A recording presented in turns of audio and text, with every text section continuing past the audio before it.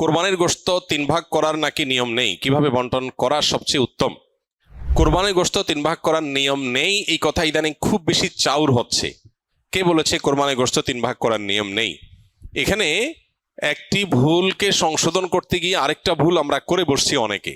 আর সেটি হলো, কোরবানির গোশত এ সম্পর্কে আল্লাহ রাব্বুল আলামিন কোরআনে হাকিমে বলেছেন, ফাকুলু মিনহা ওয়া আত'ইমু আল কানিআ ওয়াল মু'তাররা।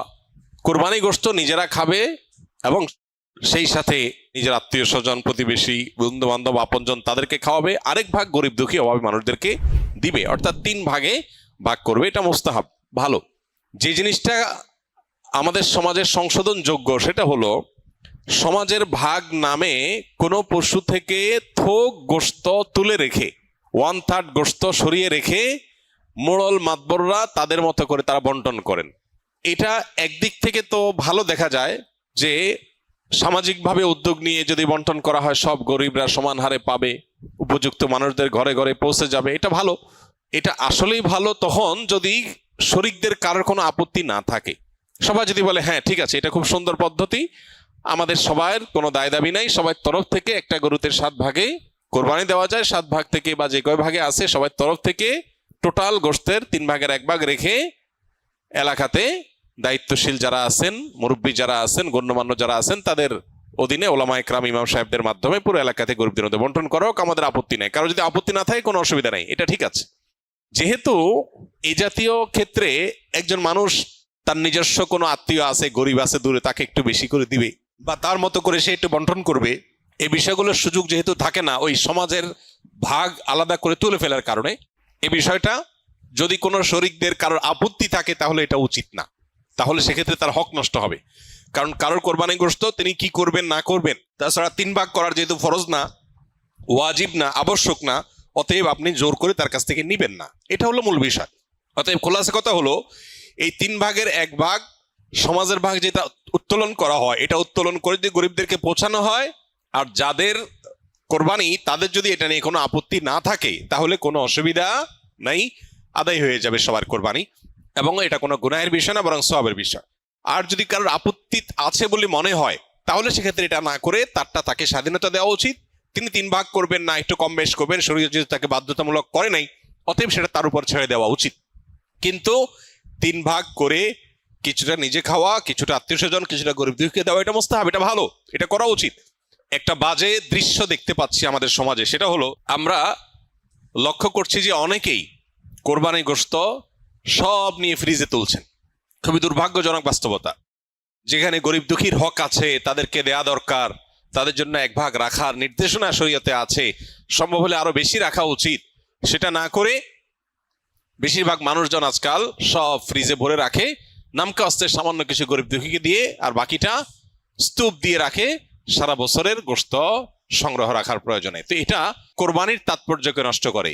যে লোক আল্লাহকে সন্তুষ্ট করবার জন্য কোরবানি করেছে, সওয়াবের উদ্দেশ্যে কোরবানি করেছে, এটা তার কাজ হতে পারে না। অতএব 3 ভাগের 1 ভাগ করে গরিব দুঃখীকে গোশত দেওয়ার ব্যাপারটিতে আমাদের আরো বেশি আন্তরিক হওয়া উচিত। সম্ভব হলে বেশিরভাগ গরিব দুঃখীকে দিয়ে সামান্য একটু নিজে রাখলে আরো ভালো, যদি মনে হয় গরিব দুঃখী অভাবী মানুষের সংখ্যা বেশি হয়।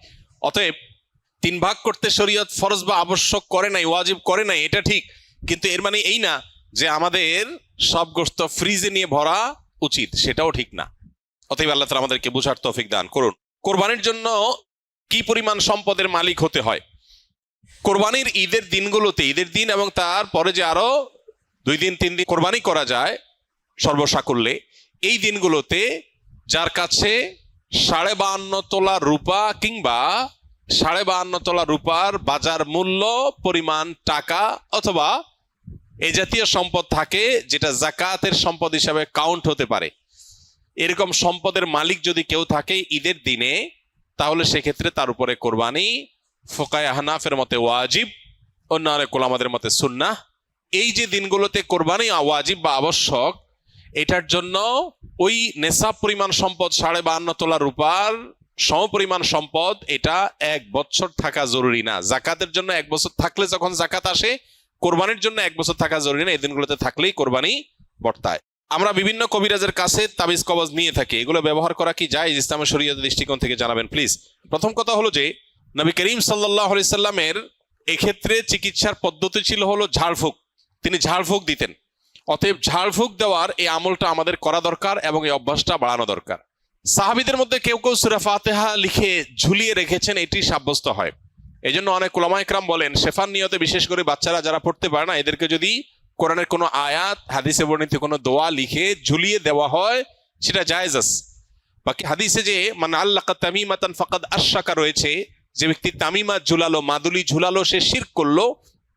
এখানে এই শ্রেণীর উলামা ইকরামের মত হলো এই হাদিসের দ্বারায় বিভিন্ন প্রতিমাদের নামে যে তামিমা ঝোলানো হতো বা তামিমাকে আলাদা কোনো প্রভাবশালী মনে করে তামিমা বা মাদুলি ঝুলানো হতো, সেটার কথা বলা হয়েছে। যদি কেউ কোরআনে কারীমের আয়াত পড়ে ঝাড়ফুঁক দেয়, সেটা হবে সরাসরি সুন্নাহ। নবী করিম সাল্লাল্লাহু আলাইহি সাল্লাম কখনো তাবিজ দেন নাই, ব্যবহারও করেন নাই, দিতে বলেনও নাই। তবে তিনি যেটা করেছেন সেটা হলো কি, পানি বা তেল বা শরীরে বিভিন্ন বস্তুতে দোয়া পড়ে, দুরূদ পড়ে, কালাম পড়ে আল্লাহর ফু দিয়েছেন, এটাকে ঝাড়ফুঁক বলা হয়। এটা হলো সুন্নাহ। আর বাকি কোরআনে কারীমের আয়াত এবং কোরআন হাদিস বর্ণিত দোয়া দিয়ে যদি শুধুমাত্র তাবিজ ঝুলানো হয়, যারা পড়তে পারে না, অসুবিধা হয়, তাহলে সেক্ষেত্রে এটাকে ওলামা ইকরাম জায়েজ বলেছেন। অনেক ওলামা ইকরাম জেনারেলি সব ধরনের তামিমাকেই নাজায়েজ বা নিষেধ বলেন। তবে নিরাপদ হলো সুন্নাতে থাকা, অর্থাৎ ঝাড়ফুঁকের মধ্যেই থাকা। বাকি তাবিজ কবজে আজকাল দেখা যায় বিভিন্ন নাম্বার লেখা, নাম লেখা, শয়তান টয়তান ইত্যাদি লেখা, এগুলো নাজায়েজের ব্যাপারে কারোর কোনো দ্বিমত বা ভিন্নমত থাকার কোনো কারণ নাই। অনেকে অনেক বিভিন্ন রকমের ওই যে কাঠের গুড়ি, চামড়া ইত্যাদি কেটে ঝুলায় রাখে, এটা লাগালে উপকৃত হবে এরকম একটা বিশ্বাস থাকে। এটা বৈজ্ঞানিকভাবে বা অভিজ্ঞতা দ্বারাও প্রমাণিত না, আবার কোরআন হাদিসের আলোকেও প্রমাণিত না। বিধায় এই বিষয়গুলো সন্দেহাতীত ভাবে কুসংস্কার। আবু বকর সিদ্দিক লিখেছেন, ইউটিউব, মেটা ও সোশ্যাল মিডিয়া থেকে বিজ্ঞাপনের মাধ্যমে টাকা ইনকাম করা কি হালাল হবে? এ বিষয়ে আমরা বহুবার উত্তর দিয়েছি। যারা এখানে প্রশ্ন করেন, স্কিলের ভাইরা বিশেষ করে, মেহরবানি করে আগে দেখবেন এ বিষয়ে আগে কোনো উত্তর আছে কিনা, থাকলে সেটা দেখে নেবেন, অযথা এখানে সেটাকে যেন রিপিট করা না লাগে। সোশ্যাল মিডিয়াতে অ্যাডসেন্সের মাধ্যমে এভাবে উপার্জন করা জায়েজ নাই।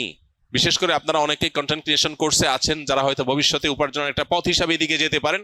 এটাকে কোনো ওলামা ইকরামই জায়েজ বলেন না। বিকজ প্রথমত আপনার চ্যানেলে বা পেজে আপনি যখন মনিটাইজেশন করবেন, তখন যে অ্যাডগুলো আসবে এগুলো আপনার সবগুলো আপনার নিয়ন্ত্রণে না। কিছু ক্যাটাগরি আপনি ফিক্স করতে পারবেন, বাকি সবগুলো আপনার নিয়ন্ত্রণে না।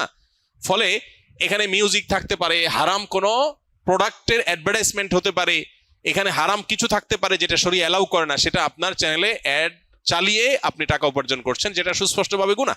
অর্থাৎ একটা হারাম জিনিসের প্রচার করে আপনি টাকা নিচ্ছেন, বা একটা হারাম অ্যাডভার্টাইজ দেখায় মানুষকে গুনাহগার বানায় আপনি টাকা নিচ্ছেন, তো এটা তো জায়েজ হবে না।